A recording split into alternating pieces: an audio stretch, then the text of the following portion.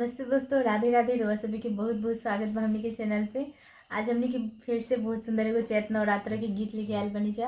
तो लोग सुनी लो, बताई लो कैसे आता। अगर अच्छा लगी तो लाइक से सब्सक्राइब कर लो।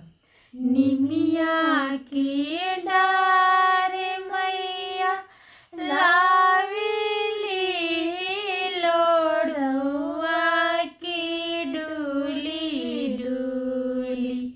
निमिया के डार मैया लावेली झूलुआ की डूली डूली। मैया झूलेली झूलुआ वाकी डूली डूली। डुलता डुलता मैया के लागल पियसिया की चली भइली। झुलता झुलता मैया के लागल पियसिया की चली भइली। माला होड़िया सकी चली भइली।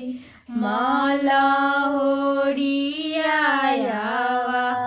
सकी चली भइली।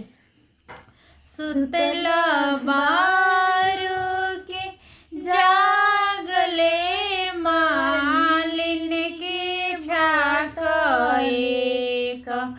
मोई के पनिया पिया के झाके